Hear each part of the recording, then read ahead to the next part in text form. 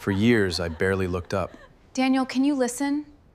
Not now, Elena, she would ask. Are you even listening? Yes, I'm listening. They see her. They listen to her. They appreciate her. Maybe that's what hurts. Elena, you always know what to do. I'm just happy I could help. We don't know what this neighborhood would do without you. You deserve these. Oh, you didn't have to do that. She's surrounded by everyone. Everyone except me. 12 years. 12 years of being married, and somehow I became a stranger in my own home. For 12 years, Daniel Whitfield barely looked up when his wife walked into a room. He would nod, maybe grunt a greeting, and return to whatever mattered more in that moment. Tonight, he stood at his kitchen window, watching her through the glass like a stranger studying a life he used to belong to. Outside, on the small stretch of lawn between his house and the sidewalk, half the neighborhood had gathered around Elena Whitfield, laughing at something she said, handing her small gifts wrapped in ribbon, asking for her advice like she was the wisest woman on the block. Daniel stood alone in his own kitchen, unnoticed, unacknowledged, invisible in the one place he was supposed to matter most. And for the first time in longer than he could admit, he felt something twist in his chest that he did not have a name for yet. Before we dive deeper, let us know in the comments where you're watching from. We'd love to hear from you. And don't forget to hit that subscribe button so you never miss any of our upcoming videos. 3 weeks from that night, Daniel would come home to find a suitcase sitting by the front door, packed and zipped, waiting like an unanswered question. 2 weeks before that, a neighbor would overhear an argument through an open window, voices sharp enough to carry across 2 backyards, though no one would repeat exactly what was said. And somewhere in between, Elena would leave a note on the kitchen counter, folded once, her handwriting steady in a way that made it worse. None of that had happened yet. Tonight, Daniel only knew that the whole street was looking at his wife like she was something rare, something worth stopping for, something worth noticing. And suddenly, so was he. This is a story about what happens when a man finally sees what he had, right as he is at risk of losing it.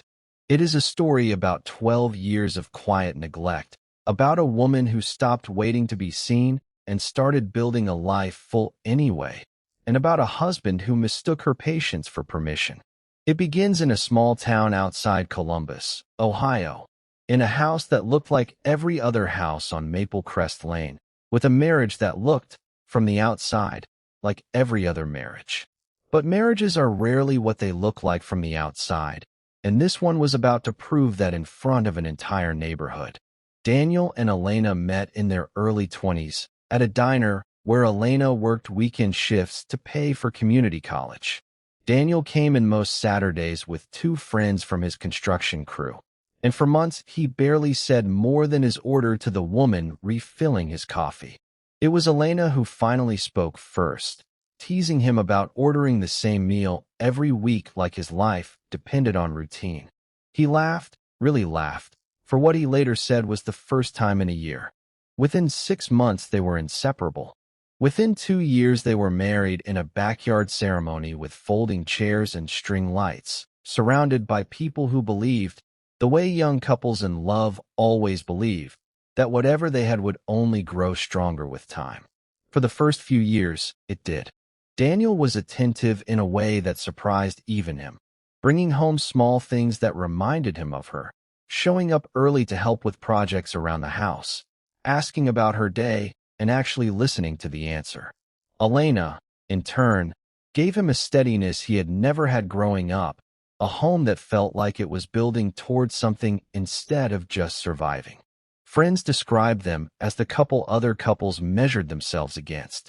But steadiness, over time, can quietly curdle into routine, and routine, left unattended, can curdle into something closer to absence. Neither of them noticed the shift as it was happening. They only noticed, years later, how far they had drifted from where they started. The change did not arrive all at once. It came the way most erosion comes, in pieces too small to name. Daniel's construction business grew, and with it came longer hours, tighter deadlines, and a version of stress that followed him home and sat at the dinner table like an uninvited guest.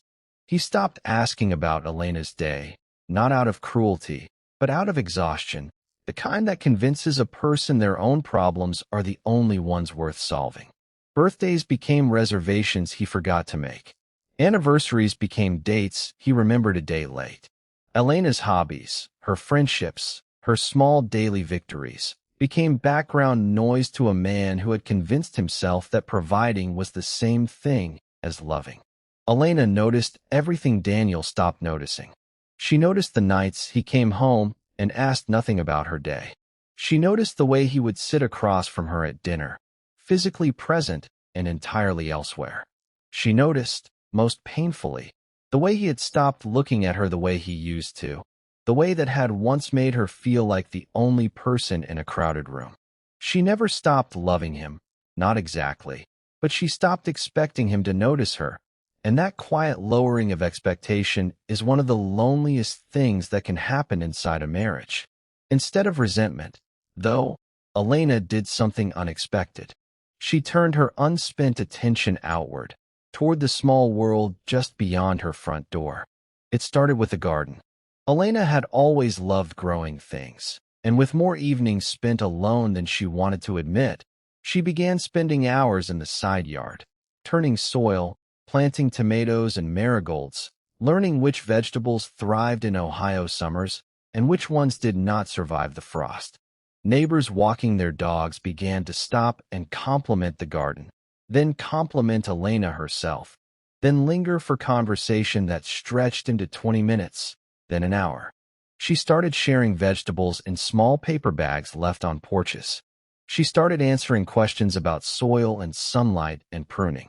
Slowly, without ever intending to, Elena became the person people on Maple Crest Lane thought of first when they needed advice, comfort, or simply someone who would actually listen. Daniel barely registered any of it. When Elena mentioned the garden, he offered a distracted compliment and returned to his phone. When she mentioned a new friendship with the family 2 doors down, he asked no follow-up questions. He was not cruel, and he was not unfaithful, and he would have been genuinely confused if anyone accused him of not loving his wife. But love, unattended, does not announce its own disappearance. It simply grows quieter and quieter until one day it is barely a whisper in a house that used to be full of noise. Elena, for her part, stopped waiting for him to notice the garden or the friendships or her. She simply kept building a life that felt, increasingly, like it belonged more to the neighborhood than to the man she had married. By the time the new family moved in 2 houses down, in the spring of that year, Elena had become something close to a fixture on Maple Crest Lane, the woman everyone waved to first, the one whose porch light seemed to draw people in on quiet evenings. The new neighbor, a woman named Rachel Kessler, was instantly drawn to Elena's warmth, and within weeks the two of them had begun organizing something larger than either of them expected, a small community garden project that would eventually pull in nearly every household on the street. Meetings were held on Elena's front lawn. Plans were sketched on butcher paper spread across her kitchen table. And slowly, inevitably, word began to spread that the heart of the entire street lived in the Whitfield house, even if her own husband had not yet noticed she was there. The garden project grew faster than anyone expected. What began as a patch of shared soil behind 3 backyards turned into a full initiative, with raised beds, a rotating watering schedule, and a small community board where neighbors posted updates and thank you notes addressed to Elena by name. Local families started bringing their children by on weekends to learn how to plant seeds beside her, and older residents who rarely left their homes began appearing on Saturday mornings just to sit near her and talk. Elena found herself at the center of something she never set out to build, a small, thriving community that had formed almost entirely around her patience and her willingness to notice people the way she had once hoped to be noticed herself. Word of the garden reached beyond Maple Crest Lane. A local newspaper reporter, hearing about the project from a neighbor, came by one afternoon to take photographs and ask Elena questions about how it started. The article ran 2 weeks later under a headline calling her the woman who grew a community out of tomatoes and thyme. Neighbors clipped the article and pinned it to their refrigerators. Rachel Kessler framed a copy and gave it to Elena as a gift, joking that she had officially become Maple Crest Lane's unofficial mayor. Elena laughed it off in front of others, but at home that night, she found herself staring at her own photograph in the newspaper, wondering when was the last time Daniel had looked at her with anything close to the admiration written across that page.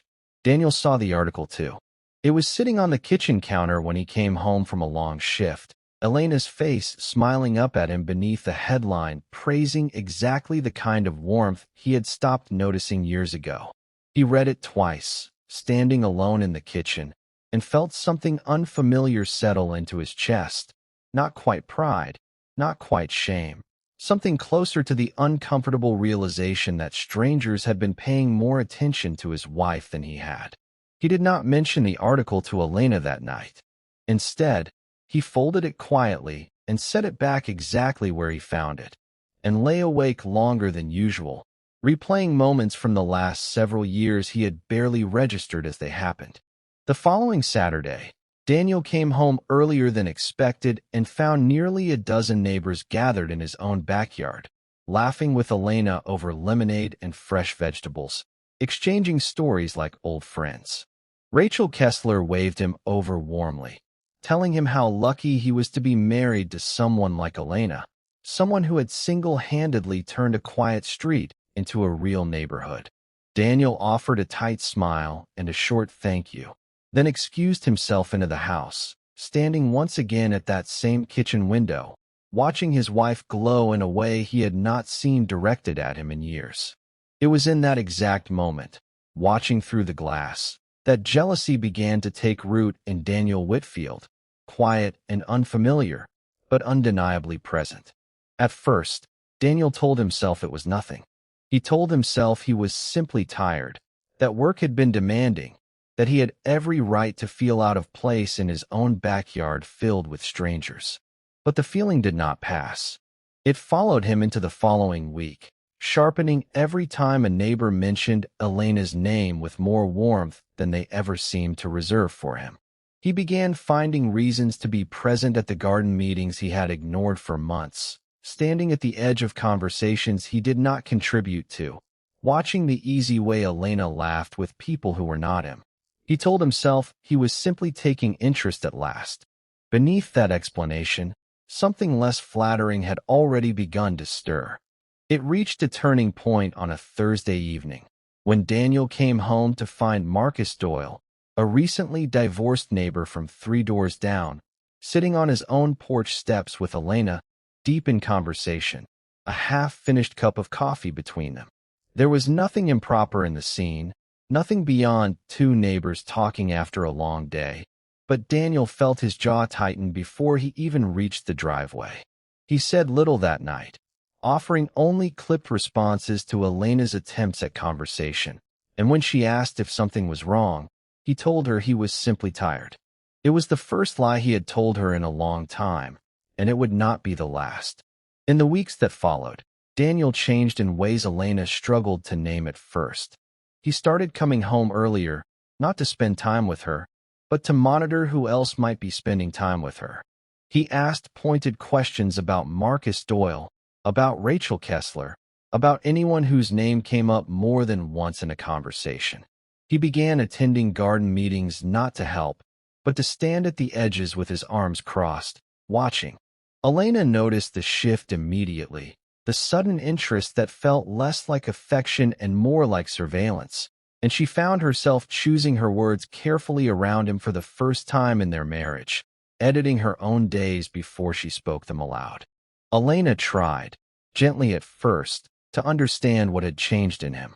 She asked if something at work was bothering him. She asked if he was feeling unwell. Daniel deflected every question, insisting nothing was wrong, even as his behavior said otherwise. He began checking her phone when she left it on the counter, glancing at it longer than a casual look required. He started keeping track of how long she spent at the garden, subtly timing her absences the way a man tracks something he fears losing. Elena began to feel, for the first time in 12 years of marriage, that she was being watched rather than loved, and the distinction between the two settled over their home like a weight neither of them spoke about directly. Rachel Kessler was the first to notice something was wrong. She mentioned, in passing, that Daniel had seemed unusually tense at the last garden meeting, quieter than usual, watching Elena from across the yard instead of joining the conversation. Elena brushed it off publicly, saying he was simply adjusting to how much time the project took, but privately, the comment stayed with her. She began to notice, really notice, the way Daniel's attention had shifted from indifference to something sharper, something that felt less like renewed love and more like quiet possession. She found herself wondering which version of neglect was worse, the husband who ignored her for years, or the husband who suddenly needed to know where she was every hour of the day. The argument that would later reach the ears of a neighbor happened on a warm evening in late June. It began small, over something almost forgettable, Elena mentioning she had agreed to help Marcus Doyle repaint his porch railing as a thank you for donating supplies to the garden project. Daniel's reaction was immediate and disproportionate, his voice rising before Elena had even finished the sentence, accusing her of caring more about the whole street than about her own husband. Elena, exhausted from years of being invisible and newly unsettled by this different, sharper version of him, did not back down. Their voices carried through the open kitchen window, across the yard, and into the evening air of Maple Crest Lane, where at least one neighbor, watering her lawn in the fading light, later admitted she had heard every word. What that neighbor heard, though she never repeated it in full, was Elena's voice breaking as she said she was tired of being an afterthought in her own life, and Daniel's voice cracking as he admitted, for the first time out loud, that he did not know how to watch other people love his wife without feeling like he was losing her. It was, in its own way, the most honest either of them had been in years, but honesty delivered through anger rarely lands the way it is intended. The argument ended not with resolution, but with silence, Elena retreating to the bedroom and Daniel sitting alone at the kitchen table long after the house had gone dark. 2 weeks after that argument, Daniel came home from work to find a suitcase sitting by the front door, packed and zipped, exactly as it would later be described. Beside it, on the kitchen counter, sat a folded note in Elena's steady handwriting. He stood frozen in the doorway for a long moment, staring at both, the suitcase and the note, understanding with sudden and complete clarity that whatever quiet unraveling had been happening inside his marriage had finally reached its breaking point. His hands trembled slightly as he set down his keys, walked toward the counter, and reached for the note, uncertain whether he was about to read a goodbye or something far more complicated than he had prepared himself for. The note was shorter than Daniel expected, and far more devastating for its restraint. Elena had not written in anger. She had written with the calm, deliberate clarity of someone who had already made peace with a decision. She explained that she was staying at Rachel Kessler's house for a few days, not because of anything that had happened with Marcus Doyle, and not because of any single argument, but because she needed distance to think clearly for the first time in years. She wrote that she loved him still, that she was not certain love alone was enough to build a life on, and that she needed to understand whether the man watching her so closely these past weeks was watching out of love or simply out of fear of losing what he had stopped appreciating. Daniel read the note 3 times before he fully absorbed it. What struck him hardest was not the mention of leaving, but one line near the end, where Elena had written that the neighborhood had not stolen her from him. It had simply shown her what it felt like to be noticed again, and she deserved to know if he was capable of offering her that same feeling without an entire street reminding him first. Daniel sat down at the kitchen table, the note still in his hand, and for the first time and longer than he could remember, allowed himself to fully feel the weight of everything he had failed to say and do across 12 years of marriage. He did not call her that night. Instead, he sat with the discomfort of her absence, forcing himself to remember, in detail, every small moment he had brushed past without noticing. The birthdays remembered a day late, the stories interrupted by his phone, the years of dinners spent physically present and entirely elsewhere. He thought about the garden he had dismissed as a hobby, the newspaper article he had folded and hidden rather than celebrated, the jealousy he had let curdle into surveillance instead of transforming it into genuine attention. By morning, Daniel understood something he had never fully understood before, that Elena had not been taken from him by a neighborhood full of admirers. She had simply stopped being invisible to everyone except the one person who mattered most. 3 days later, Daniel drove to Rachel Kessler's house, not with flowers or grand gestures, but with something he suspected Elena needed far more, a willingness to actually listen. Rachel let him in reluctantly, warning him quietly that Elena did not need another performance. She needed honesty. Daniel found Elena sitting on the back porch, and for a long moment neither of them spoke. When he finally did, he did not defend himself or explain away the last 12 years. He simply told her the truth, that he had let comfort convince him love did not require effort, that watching strangers appreciate her had forced him to confront how little he had offered her himself, and that he did not know if he deserved another chance. But he wanted to spend the rest of his life earning one anyway. Elena listened without interrupting, studying his face for something she had not seen directed at her in years, genuine, unguarded attention. She told him she was not interested in promises, only in whether he could sustain this version of himself once the newness of almost losing her faded into ordinary life again. Daniel understood the weight of that condition, and rather than offering another promise, he simply asked if he could start proving it, one ordinary day at a time, beginning with driving her home that evening instead of asking her to come back to him. It was a small gesture, but for the first time in longer than either of them could remember, it felt like the beginning of something honestly earned rather than quietly assumed. The months that followed were not dramatic in the way the weeks before them had been. There were no more suitcases by the door, no more silent dinners, no more nights spent watching each other through glass instead of speaking plainly across a kitchen table. Daniel started showing up to the garden not to monitor Elena, but to actually help, learning the names of the neighbors he had once regarded with quiet resentment, asking Marcus Doyle for advice on repainting his own porch rather than avoiding him out of old insecurity. It was slow, unglamorous work, the kind no headline would ever capture, but it was consistent, and consistency was the one thing Elena had asked of him without ever saying it outright.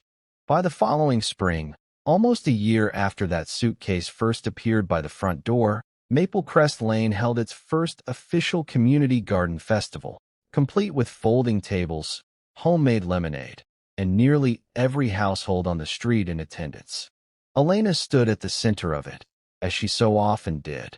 But this time Daniel stood beside her, not watching from a kitchen window, not standing at the edge of a crowd with his arms crossed, but present, engaged, telling a neighbor without hesitation how proud he was of everything his wife had built. Rachel Kessler, watching the two of them from across the yard, later told Elena it was the first time she had seen Daniel look at her the way the rest of the street always had.